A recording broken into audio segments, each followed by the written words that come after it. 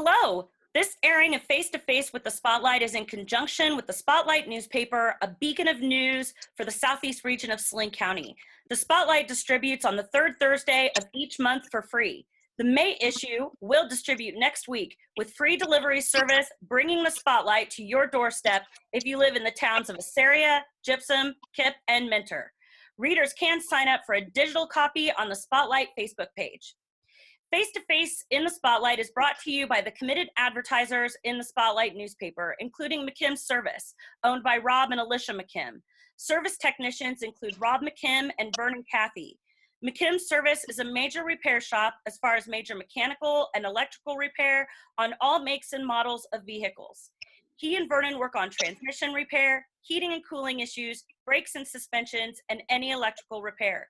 McKim Service is located in downtown Gypsum. This podcast is also brought to you by Frisbee Construction. George Frisbee started Frisbee Construction in 1949. His goal was to build quality projects at a fair price to his customers. George's family still runs Frisbee Construction with the same motto. Frisbee Construction wants to thank all of their customers for allowing them to work with you.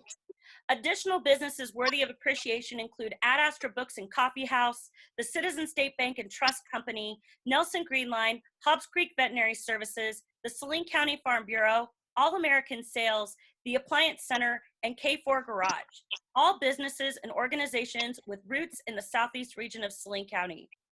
My name is Leslie Manning, publisher and owner of the Spotlight newspaper.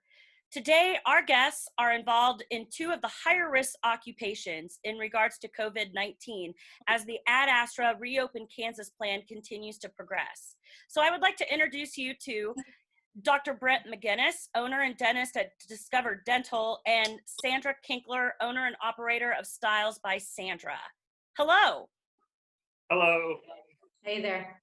So my first question for you, I know that dental services started this last Monday and cosmetology services will reopen on Monday, May 18th. So I'm curious, when were you required to stop providing services and how did that impact those people that already had appointments? Sandra, can you share how that impacted the cosmetology industry and what that looked like for you? Sure. Okay. So we found out that we were going to be closed on Friday, March 27th.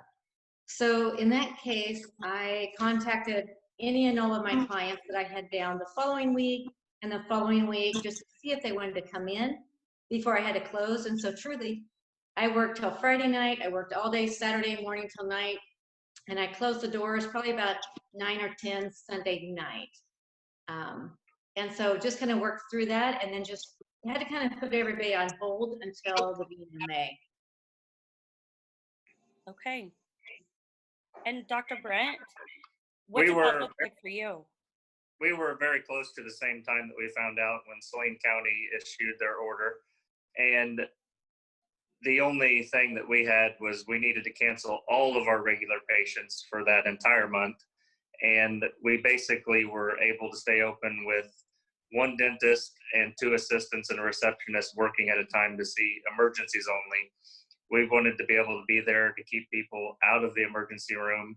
So we stayed open only for on-call emergencies, which were really only true dental emergencies. If they had an abscess, a toothache, a broken tooth, we were able to be here 2 days a week for those patients. Okay. And did you have any patients that required those days, appointments during those days? Well, we were allowed to work on emergency basis only, and the Kansas Department of Health and Environment basically gave us the guidelines of what is a true dental emergency to keep this person out of the emergency room. What can you do during that time? But for that entire month, we were doing no elective procedures, no cosmetic dentistry, anything that would be a small filling or anything elective was not done. During that month, we were only here for somebody who was truly in pain. And a lot of the things we could do over the phone or teledentistry, where we could talk or call or text pictures back and forth to our patients and at least get them on an antibiotic to keep things calmed down until they could get in to really take care of the emergency. So we didn't have a tremendous amount of people during that time, but we split up our office into 2 assistants and 1 dentist with my partner, Dr. Earl O'Hara. And he worked on Tuesdays and I worked on Thursdays, so that if there was any risk during that time, we would not have everybody exposed at one time. So we kind of split up into 2 teams like we were recommended to if we were able to. Okay. I think that sounds very wise to split up into the 2 teams. Why do you think, what was the importance of allowing the emergency procedures? How, if those procedures had gone on without being taken care of, what would the health impact of that been? Well, if anybody has a severe infection or severe pain, we really wanted to do the best we can to keep them out of going to the hospital. And I don't know directly with the hospital what the burden was on the emergency room, but our standard really for the last 15 to 20 years has been, if we can keep somebody out of the emergency room and take care of the problem, then it really prevents them from going in there, getting put on an antibiotic, and then needing to come to us anyway. But really, with the way the media portrayed it, we needed to do anything we could to keep people out of the emergency room. Okay. Well, I appreciate the background information on both of your industries and what that has been like, or what that was like rather, on March 30th was when that stay-at-home order really went into effect due to the executive order from Kansas Governor Laura Kelly.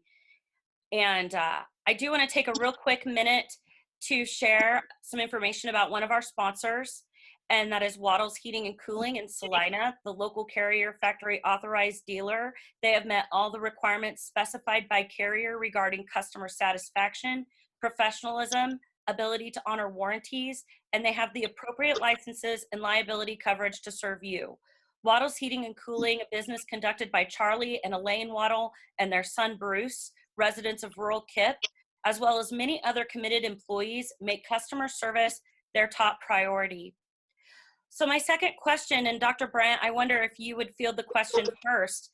What systems have you put into place this week to reduce the risk of COVID-19 spread and ensure the safety of yourself and those who assist you? And how did you come up with the procedures that you are putting in place? Well, we were able to open last week to our regular patients and this week. And we're very, very fortunate in our industry that we have really embraced universal precautions since the late 1980s.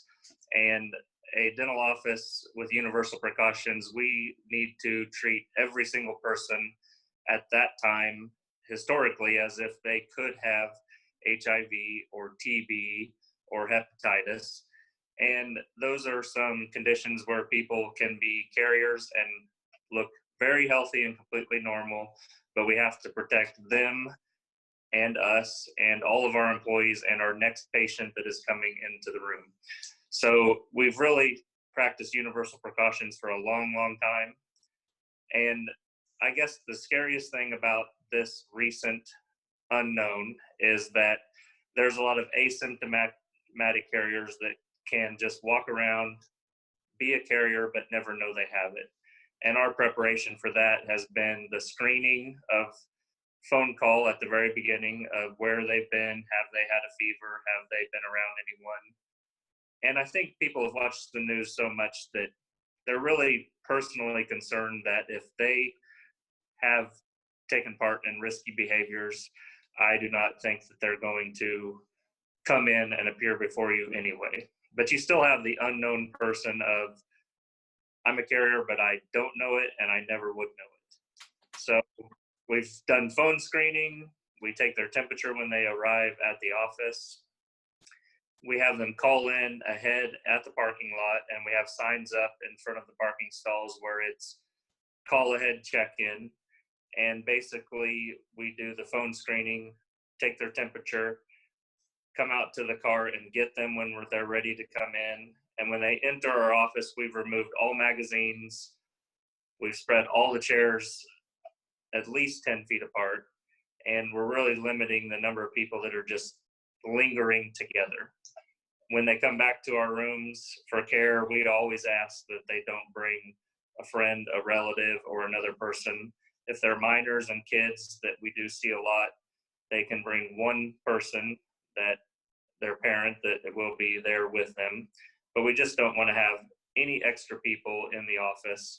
So we've really maintained a streamlined procedure where there's nobody mingling in the reception room. Okay. And then I could probably go on and on and on. I'm going to use your time too much. Well, I think the other question that I wonder if you would answer is, what are you putting in place to protect yourself? And what are staff members being required to do to protect themselves, or has that changed much from what you were doing before? We did have really, really good guidance from the Kansas Department of Health and Environment, from the Kansas Dental Association and American Dental Association. And all of those memberships that we paid for years and years and years have really paid off during this time. During the month that we were off, every person in our office participated in lots of continuing education, kind of reinforcing those guidelines of how you make a room as close to a sterile room as you can, and how you protect the patients and how you protect yourself. And one of the hardest things that we had to confront coming back to work last week was, were we going to be able to get N95 masks for ourselves? We donated several masks that we had at the very beginning of the quarantine with Saline County to the hospital. And fortunately, they sent some back to us.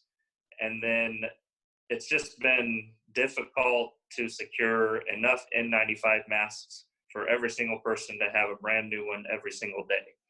And we have finally got some shipments in.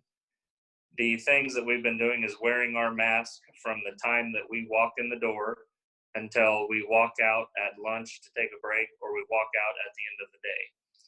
And with that N95 mask, if we're going to have to use that throughout the day, we will place our other mask over the top of it so it prevents any spray from going onto the mask. So the initial mask is protecting us, and the second mask is essentially protecting our patients from anything you get on that first mask you throw away, or other places have laundry masks that they will take cotton mask and they throw that one away and they will put a new cover over their mask. The Kansas Dental Association has given us some resources for taking masks if there is a true, genuine shortage of them, and sterilizing them. And that is going to be a really, really good service when we run out of our 75 masks that we have on hand. But we will see over the next few weeks if we're able to get enough masks. Now, we always have a overcoat gown, and we have a laundry in the basement of our building. So much like Sandra will probably say, at the end of the day, we're going to take off all of our clothes, put on our shorts or street clothes, whatever we're going to wear home, and we're going to launder all of our clothes so we're not taking that in and out of the office and out and around. And that's really a benefit to our employees, whether they love changing or not. They're going to change all of their clothes when they walk out of the building. Okay. And we have shields, face masks, all the other fun stuff that you've seen on the media. It's kind of strange because when I meet new patients this week, they may not see my face. They may have to go to a website and see what I really look like. But our patients have been very, very accepting of that. I think it's so publicized that they're not in shock at all. We're not taking off our masks, talking to them, touching our face. We're washing our hands very, very thoroughly before, after, and always right in front of the patient so they understand that we are washing our hands. The hardest thing, I think, for the general public to do when they get a face mask is to not rearrange that mask, not change that mask, not pull it up, down, let their nose stick out, because the biggest distraction to a brand new mask is people want to touch it, move it, change it. And the whole goal of this entire thing is to not touch your face for the benefit of your client or your patient and yourself. And that's one of the hardest things. I think if you never have worn a mask out in public, you need to practice in the house, and you need to walk around with it, and you need to just get used to, if your glasses fog up, how do you tighten that nose piece up and stop touching your face? That's good advice, especially from someone who has had 2 weeks of good experience wearing a mask. Thank you for sharing what's happening in your office. I appreciate that. Sure. Sandra, tell us Yeah. what procedures you are putting in place to prepare for Monday's reopening. So all of our guidelines are given to us by the Kansas Board of Cosmetology. And so just like Dr. Brent said, there are things that we've been implementing always, because we get state inspectors in here all the time. And so we always have to do those things. It's just now it's stepped up to such a different level. And so usually I will double book clients. Okay, there's no more of that. There's no more of having 2 clients in here at the same time. So I really had to just spread everybody out a great deal. So an 8-hour day might turn into a 13-hour day because I need that time in between. And same thing, I'm making my clients are going to wait in their car until the other client leaves, and then they're allowed to come in when I tell them, because I need to clean, whether it's the doorknobs and it's all the equipment and it's the pins that they write a check with. So several things like that. The other thing too is like even capes that we use for clients. Before we've always used just a clean neck strip every time you change with a client. Well, now it's change a new cape. So, you have to have same thing. We launder in the back room. So all that has to be done in between everybody. So, but Kansas Board of Cosmetology has been really great at giving us several guidelines. But like I said, it's stuff that we've always followed, just to a different level. And like Dr. Brent said, though, also is the mask. Getting used to wearing a mask, that is very, very different. And we are all like that. We all just naturally want to reach up and mess with it and touch it. So that is something to get used to. And it's something for our clients to get used to, seeing us in a mask and them in a mask. So. Okay. Well, I appreciate you sharing where those guidelines are coming from, as well as, what they are, and that they've really been, it's been something that you've done in the past, maybe just not to this extreme. So Right. you mentioned masks. What are those safety guidelines going to look like for you to protect yourself as well as protect the person in your chair? And how are you going to cut hair if you've got mask stuff going on here, or dye hair? What's that going to look like for you? So I will wear a mask for their safety and their protection, but you're right. There are times that they are not going to be able to, because I just can't. A man's haircut, he cannot have a mask on while I'm doing that. So I will have to continue to wear mine. And same thing though is I'm sending out a text to all my clients. If they have not feeling well, if they have traveled somewhere, they're not going to come in. So I'm just asking them to politely not come in. Otherwise, there are no procedures that we're not going to do. Even waxing, I'm allowed to still wax. I'm allowed to wax eyebrows and wax lips and chins, and that is me touching their face. But there is antiseptic, hand lotions, creams, everything that I will have to use continually. The only thing that I'm asking clients not to do is to bring their children. We're really going to try to hold that down. And not necessarily, we know that there's such a difference on whether or not it affects the children and how it affects. For us, it's more small children come in and they just touch everything.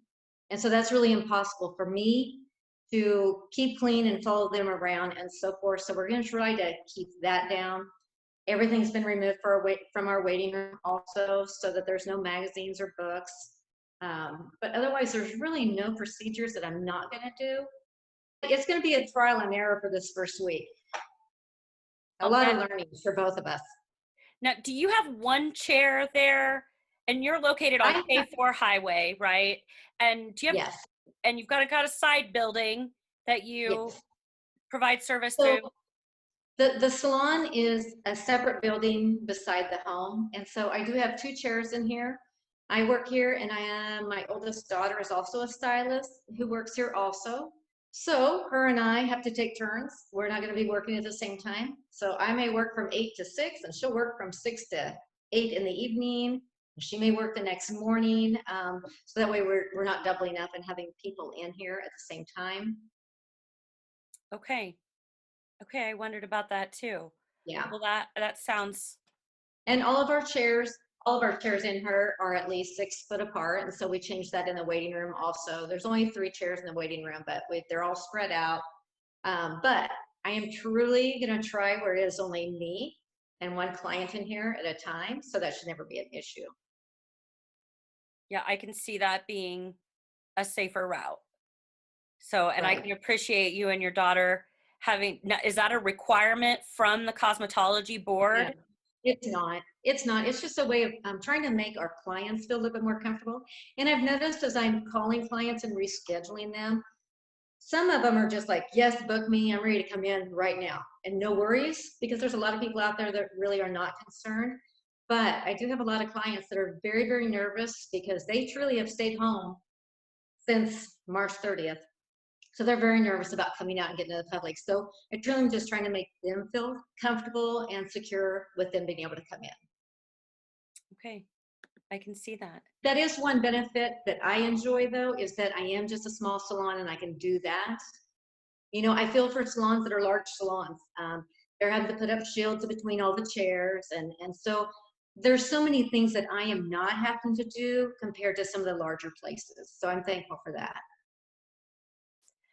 Now that's interesting too. I think Yeah. that we're probably going to see a lot of those differences around in our small rural part of the Yeah. world compared to even some of the salons in Salina that have multiple chairs. So Yeah. thank you for bringing that up too. Well, I want to take a minute and talk about Tri-Valley Seed. Tri-Valley Seed is owned by Justin Knopf. Garrett Kennedy works for Tri-Valley Seed, and together they make sure that seed is available to farmers. Tri-Valley Seed offers Pioneer brand seed product, and when they say with you from the word go, that includes being with you when issues arise that are important to the community. Tri-Valley Seed supports the relationships it takes to sustain healthy community. So as we reopen and as we'll talk with Sandra first in regards to the next question. You were kind of getting into this, the services that you will be providing. Can you go through some of those, as well as, is there anything that you are suggesting people stay away from, or are there any particular vulnerable clients that you are suggesting do something other than the regular protocol? How is that working for you? I do have a few clients that I am concerned about, and I'm not sure if they're even ready to get out. Some of the elderly or some of them have some health issues. So there are some of those that have decided they are just going to wait a little bit longer to see how this plays out, because I think the more people are getting out now, we're just not sure where this is going to go, since there still is not a cure. So the clients that do come in, I'm going to offer everything that they may possibly need. Well, and the one thing I've really ran into a struggle with, and so I hope my clients have been very patient, was originally we were going to open May 3rd. We were told that. And then we found out the Thursday before that we could not. Well, I had May 3rd booked for the next 3 weeks because I had all these people that wanted in. So then it was just a matter of trying to reschedule. And those people that were down May 3rd, it really wasn't fair to me to put them the end of June. So I have just been rearranging and rearranging and rearranging people, but everybody's been great and everybody's been understanding. So we just want to get back in and get moving, because my family is really ready for me to get back to work, because I've been putting them to work left and right. My 13-year-old, I've worked her pretty hard since I've been home every day. Well, that's good for her. So it is, it has been good. And I can't say I haven't enjoyed some of the time. We've had some wonderful times. So. But I am really ready to see my clients again. It's amazing how much the social distancing, how much we miss that interaction with all of our friends and getting together. So I'm really, really excited to see people again. So I'm just going to try to keep it as safe as we possibly can. Okay. Dr. Brent, what procedures are you performing at this point? And are there any procedures or particular clients that you're asking to not happen or maybe not come in? What does that look like for you? We have given any of our elderly patients the opportunity to have every reason to not come in if they don't feel absolutely comfortable. And of course, it's a customer service business, so nobody is obligated to come in. They don't have to come in. And we want to make sure that any of our elderly patients that think that they are due, or they may be in poor health or have other conditions that are risk factors, that we want to make sure that they know they don't have to come in. We can really look at their chart and reassure them the last time we saw them, we think they're doing okay, and we will have them back in. And a lot of those people we're scheduling in 3 months, 4 months, 6 months to look into our computer system and get them back in on time in case they forget that. The only restrictions on procedures that we have is when we do a regular routine cleaning, we will use the polisher and we will use hand instruments, but there's that one instrument called the ultrasonic that's like your sonic air toothbrush that's vibrating and shaking and doing everything. Oh, yeah. And since we are at about 18 to 20 inches from that area, we are basically not doing any ultrasonics for the next few months until we see how the American Dental Association and the American Dental Hygienists Associations give us more guidelines on that. You'll see a lot of plastic wraps, a lot of vacuums, little vacuums that are trying to suck aerosols away. Every room that we have has a new HEPA air filter that turns the air around in the room up to 6 times per hour. And that's really just to help protect the patient that is there and the next patient that's there, and obviously all of our employees. But the ultrasonics and the aerosols are the things that we have to really limit. But this disease is so contagious that if you have somebody that is a carrier that is there and that comes there, there's probably going to be a risk with every business that functions that somebody someday is going to have to say, I cannot come into work that day, or this has to close for a while. And I think there's a lot of businesses that have already confronted that, but we're going to do everything in our power to keep our employees safe and all of our patients that come here safe. And we've spread a lot of appointments out with longer times so that we can do everything possible to make sure a room is fully disinfected before they come in. And I don't think that anybody has been worried about being here 10 minutes longer or 15 minutes longer if they want to wait. And we're being sure that everything that we've used to sanitize the room and disinfect the room is wiped, sprayed, wiped again, and then dried. They are not disappointed about that at all. In fact, when they come in and if they have to sign a document or fill out a form, that pen is theirs. We don't even want the pen back. So some places I've been to, I've been shocked that things don't seem that sanitary, but I think that our expectation is so high, and I'm sure Sandra's expectation is very, very high because she deals with people in a very, very close quarters, that I think when you take extra precautions for every single person, they appreciate it and they are not at all annoyed by it.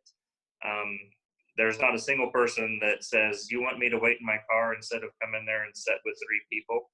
They really actually appreciate it, and we've had an overwhelmingly positive response from people because I think that we are ready for this. Everyone that's been watching any media appreciates it, and everyone wants to get back to work and get back to their day-to-day lives, but they understand we're going to have some hurdles to jump through, and we're going to make it work. Right. That makes a lot of agree. sense. And I appreciate that you are sharing what response you're seeing from patients as they are going through some of these procedures for their safety. I want to get back to that, but real quick, I do want to also share about the Lindsborg Community Hospital that has also put procedures in place to meet the needs of the community it serves. According to Administrator Larry Vanderwig, the Southeast region of Saline County is included in the medical community for Lindsborg Community Hospital and has representatives from our community serving on the hospital board. Now, the Lindsborg Community Hospital is a subsidiary of Salina Regional Health Center, and currently, some of the procedures that are in place include no visitors are allowed in the hospital with patients, except for with minors and individuals with disabilities. And there are also screening procedures for each person that comes into the waiting room there at Lindsborg Community Hospital. So coming back to the people that you serve in both the cosmetology industry and in the dental industry, I hear you saying that a piece that's going really well is that people are being very patient. And so they're coming in with a lot of patience for the systems that are in place. How else can people prepare for an appointment with either of you? And Dr. Brent, if you could share first what you think people can do to prepare for coming into the dentist. We do have a lot of kids and a lot of teenagers in our office, and from spring break, which has obviously been extended to a very long spring break on into summer, we just need to really make sure that we don't have 3 or 4 or 5 people all together in the office at one time. So Sandra really touched on this, that if you need to find a babysitter or a grandparent or an older sibling to watch that person and take care of that person, that is probably one of the most important things through the summer months, that we don't have a lot of intermingling. Now, we have been able to schedule people where they're seeing 3 different providers because we're fortunate enough to have enough rooms to space everybody out at the same time. But we don't want them all coming back together, running around, touching everything. And that's really, really hard for the single parent or the parents that just do not have somebody to take care of their kids. We just want to make sure that everybody is safe, and kids need to be kids and they need to have fun, but we don't want them all together all at one time. So we've just tried to spread everybody out and help them work that way and schedule them that way. And I think when we've told most people those expectations over the phone prior to their appointment, they're prepared for it. It was a sad day when we took out the little game area with puzzles and Legos and all those things. But then I thought about my teenagers and the 6-year-olds I saw today and the 5-year-olds I saw today. They have an iPad and they have their parents' phone, and they can basically go on that for hours and hours and hours and never care about a puzzle, unfortunately.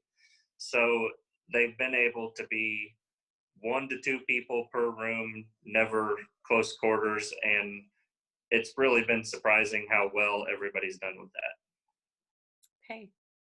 Well, thank you, Dr. Brent. And Sandra, what are you thinking? How can people prepare for an appointment there at Styles by Sandra? Kind of the same thing. So, I've just told them to wait in the car, make sure that everybody is healthy. I am trying to schedule families together. So I don't mind if a family of 3 come in together, as long as it's siblings and parents. So they can come in, get it all done then.